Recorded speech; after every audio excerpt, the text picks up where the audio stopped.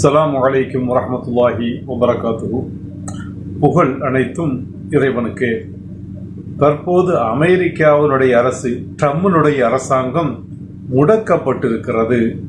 கடந்த அக்டோபர் 1 ஆரம்பித்த இந்த அரசு முடக்கம் இன்று வரையிலும் 40 நாட்களை தொடர்ந்து இன்று வரையிலும் தொடர்கிறது. அரசு முடக்கம் என்றால் உங்களுக்கு தெரியும், கடை வியாபாரம் பண்ணிட்டு இருக்கிறோம். கடையை அடைக்கிறதுனாக்கா, கடையை அடைச்சிட்டோம்னாக்கா அங்க விற்பனையும் இல்லை, வாங்குறதும் இல்லை, விற்கவும் முடியாது, வாங்கவும் முடியாது, திருப்பி கடையை திறக்கிறது வர.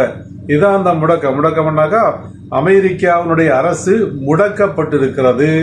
முடக்கப்பட்டிருப்பதனால என்ன நடக்குதுன்னாக்கா, அங்க அரசு ஊழியர்களுக்கு சம்பளம் இல்லை, விமான நிலையங்களில் பணி செய்யக்கூடியவர்களுக்கு சம்பளம் இல்லை. அது மாதிரி அரசு இந்த உணவு உதவி திட்டங்களை எல்லாம் வழங்கிட்டு இருந்தது, அதெல்லாம் வழங்கப்படவில்லை. அரசு முடக்கப்பட்டிருக்கிறது, அரசு செயல்படல. இதுக்கு என்ன காரணம்னாக்கா, அந்த செலவீனங்களுக்கான ஒரு பில்லை அமெரிக்காவுடைய அந்த செனட்லையும் காங்கிரஸ்லையும் என்ன செய்ய வேண்டியிருக்குது, அதாவது தாக்கல் செய்து அனுமதி பெற வேண்டியிருக்குது. அதை பாஸ் ஆக்க வேண்டிய ஒரு நிலைமை இருக்கிறது. அந்த பில்லை பாஸ் ஆக்குவதற்குரிய அந்த பில்லை தாக்கல் செய்து அதுக்கு அனுமதி பெறுவதற்குரிய போதிய எம்பிக்கள் ஆதரவு யார்கிட்ட இல்ல, ட்ரம்ப் இடத்துல இல்ல. மட்டும் இல்லாமல் இவர் மனம் போன போக்குல போறதுனால, தாண்டோண்டித்தனமாக செயல்படுவதனால, கிறுக்கன மாதிரி செயல்பட்டு இருப்பதனால எதிர்கட்சிகள் அவருக்கு அதற்கு உதவவும் முன்வரவில்லை. அப்போ ட்ரம்ப் இடத்திலையும் அந்த பில்லை பாஸ் பண்ணுவதற்குரிய போதிய வலிமை இல்லை, எதிர்கட்சிகளும் சப்போர்ட் செய்யல. அப்ப அந்த பில் பாஸ் பண்ணாம என்ன செய்ய முடியாதுனாக்கா, செலவீனங்களை கொடுக்க முடியாது. அப்போ அதனால அந்த அரசு 40 நாட்களாக முடக்கப்பட்டிருக்கிறது. முடக்கப்பட்டு இருப்பதனால யாருக்கு சம்பளம் இல்ல, ஊழியர்களுக்கு சம்பளம் இல்ல, விமான நிலையங்களை பணியாற்றக்கூடியவங்களுக்கு சம்பளம் இல்ல. அப்ப அந்த அரசு ஊழியர்கள்ல பல பேர் வேலையை விட்டு போயிட்டு இருக்கிறான், பல பேர் வேலைக்கே வாரதில்ல. இந்த நெருக்கடியை பயன்படுத்தி கொண்டு பலர்கள் அந்த ஆள் குறைப்பு செய்து கொண்டிருக்கிறான் ட்ரம்பும், பலர்களை வேலையை விட்டு தூக்கி கொண்டிருக்கிறான் ட்ரம்பும். அப்ப இப்படி பல ஒரு நெருக்கடிகள், அந்த நெருக்கடி எப்போ முடிவுக்கு வரும் அப்படின்னாக்கா, ஆளுங்கட்சியும் எதிர்கட்சியும் எல்லாம் கூடி பேசி ஒரு நிலைமைக்கு வந்தாலே தவிர இந்த இதன் முடிவுக்கு வராது. தற்போது முடக்கத்தில் தான் இருக்கிறது. இப்ப நம்ம இங்க சொல்ல வரக்கூடிய விஷயம் என்னன்னாக்கா, அமெரிக்காவுடைய அந்த பொருளாதாரம், அமெரிக்காவுடைய அந்த அரசு நிர்வாகம் முடங்கி போய் இருப்பதனால அமெரிக்க மக்கள் மிகுந்த கஷ்டத்துக்கு உள்ளாயிருக்கிறார்கள்.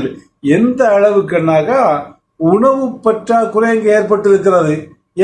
உணவு பற்றாக்குறை ஏற்படும்.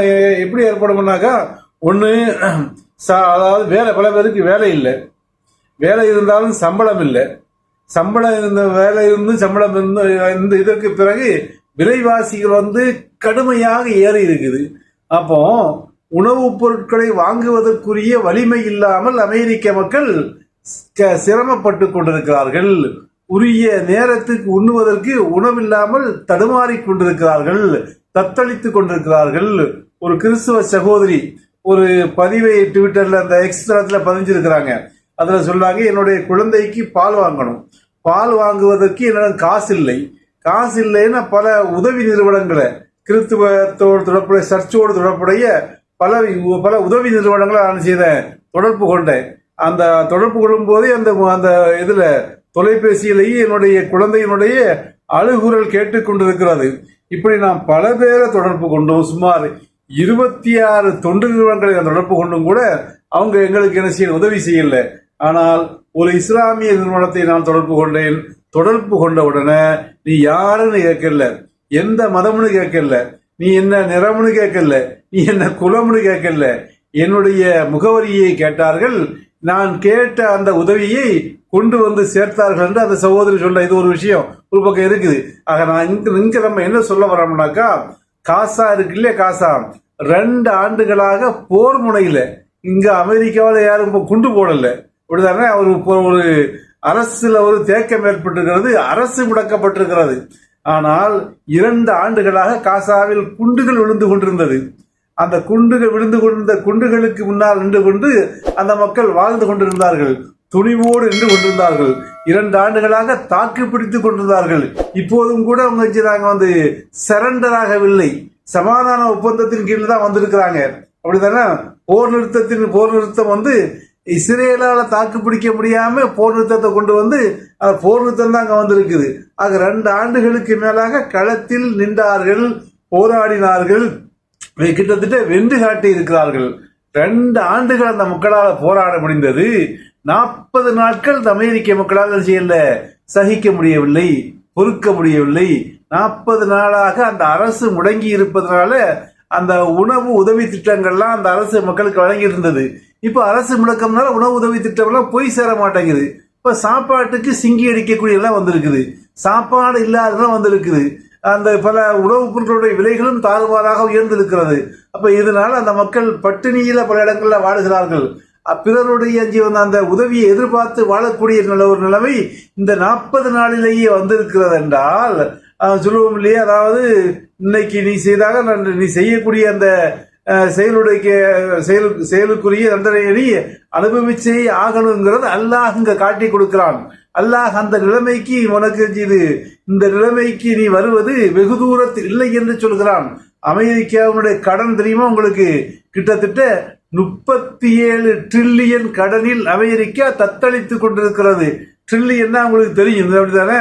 மில்லியன், 1000 மில்லியன் சேரும்போது ஒரு பில்லியன், 1000 பில்லியன் சேருகின்ற பொழுதுதான் ஒரு ட்ரில்லியன். ஆக 37 ட்ரில்லியன் கடனை வாங்கி, மிகப்பெரிய கடன் இது. இந்த கடனை வாங்கி அந்த கடனுக்கு வட்டி கட்ட முடியாம தத்தளித்துக் கொண்டிருக்கிறது இந்த பொருளாதாரம், அந்த அமெரிக்காவுடைய பொருளாதாரம். இப்போ அந்த கடன் இருந்தாலும் கூட பொருளாதார கிரைசிஸ் இல்லை. இப்போ அரசு முடக்கம் தான் அங்க இருக்குது. இப்ப இந்த அரசு முடக்கத்தினால மக்களுக்கு 40 நாளைக்கு அந்த அரசு செயல்படாததுனால அவங்களுக்கு வர வேண்டிய விஷயங்கள், வர வேண்டிய பொருளாதாரங்கள், வர வேண்டிய அந்த உதவி தொகைகள் எல்லாம் வர முடியாத இருப்பதனால, அது மாதிரி பணியாற்றக்கூடியவர்களுக்கு ஊதியங்கள் வர முடியாமல் இருப்பதனால தத்தளித்துக் கொண்டிருக்கிறார்கள். 40 நாள்ல தெருவுக்கு வந்துட்டாங்க. சாப்பாட்டுக்கு வழி இல்லைன்னு தெருவுக்கு வந்துட்டாங்க. 2 வருஷமா அந்த மக்கள் என்ன செய்றாங்க? போராடினாங்க. அப்ப இறைவன் சில நேரங்கள்ல நீ செஞ்சியா இல்லையா? மக்கள் கேட்கிறாங்க. என்ன கேட்கிறாங்கன்னாக்கா, ஆயிரக்கணக்கில் நீ ஏவுகணையை நீ அனுப்பினிய, ஆயிரக்கணக்கில் ஏவுகணை அனுப்புறதை விட்டுட்டு அதுல ஒரு 5 ஏவுகணையை குறைச்சிக்கிட்டு அந்த 5 ஏவுகணைக்குள்ள பணத்தை மக்களுக்கு நீ தந்திருக்கலாம் இல்லையா? அப்ப இந்த வறுமை இங்க வாட்டாது இல்லையா? அப்ப அங்க அந்த பல லட்சக்கணக்கான மக்கள், மில்லியன் கணக்கான மக்கள் வறுமை கோட்டுக்கு கீழே இருக்கிறாங்க, அமெரிக்காவில் இருக்கிறாங்க. இந்த வச்சுக்கிட்டு தான் இப்ப இஸ்ரேலுக்கு அள்ளி அள்ளி அள்ளி அள்ளின்னு செய்தான் கொடுத்துக்கிட்டு இருந்தான், வாரி வாரி வாரி கொடுத்துட்டு இருந்தாலும் இல்லையா? அதனுடைய எதிரொலிதான் இப்ப என்ன செய்கிறது? அமெரிக்காவை வறுமை வாட்டத் தொடங்கி இருக்கிறது. அமெரிக்கா தற்போது வறுமையின் பிடியில வருவதற்குரிய அந்த அடையாளங்கள் தோன்ற ஆரம்பித்து விட்டது. 40 நாட்களுக்கு தாக்கு பிடிக்க முடியாத நிலையில அமெரிக்க மக்கள் இருக்கிறார்கள். இந்த 40 நாட்களாக அரசனுடைய உதவி தொகைகள் வராததுனால, ஊதியங்கள் சம்பளங்கள் வராததுனால சாப்பாட்டுக்கு இயங்கக்கூடிய நிலைகள் வந்திருக்கிறது. தொண்டு நிறுவனங்களை தேடி எங்களுக்கு உதவி செய்யுங்கள் என்று அமெரிக்க மக்கள் சிலர் கேட்கக்கூடிய ஒரு நிலைமை உருவாகி இருக்கிறது. அது மட்டும் இல்லாம தற்போது அங்கு நடைபெற்ற அந்த உள்ளாட்சி அமைப்பு தேர்தலில் ட்ரம்புடைய கட்சி படுதோல்வியை அடைந்திருக்கிறது. ஜனநாயக கட்சி அழிந்து விட்டது என்று சொல்லிக் கொண்டிருந்த ட்ரம்புக்கு ஜனநாயக கட்சி இப்ப எந்திரிச்சு நிற்கிறது. ஜனநாயக கட்சி இன்னைக்கு தூங்கிக் கொண்டிருந்த பைடன் இன்னைக்கு அமெரிக்காவை ட்ரம்ப் அழித்துக் கொண்டிருக்கிறார். அமெரிக்காவை அழிக்கும் திட்டங்களுக்கு இவர் செயல் வடிவம் கொடுத்துக் கொண்டிருக்கிறார். இவர் தூக்கி எறியப்பட வேண்டும் என்று பைடன் இன்னைக்கு பேசிட்டு இருக்கிறாரு. அது மாதிரி இந்த அமெரிக்கா ட்ரம்ப் இருக்கானா இல்லையா, இவன் தன்னை பற்றி பெரிய அளவில் பீற்றிக் கொண்டவன். இன்னைக்கு கூட சொல்லி இருக்கிறான், வயது அந்த ஜுஹ்ரான் மம்தானியை விட நான் அழகானவன், அவரோட நான் திறமையானவன் அப்படின்னு இந்த கிறுக்குத்தனமான பேச்சுக்களை பேசுவதே இவனுடைய வாடிக்கையாக இருக்கிறது.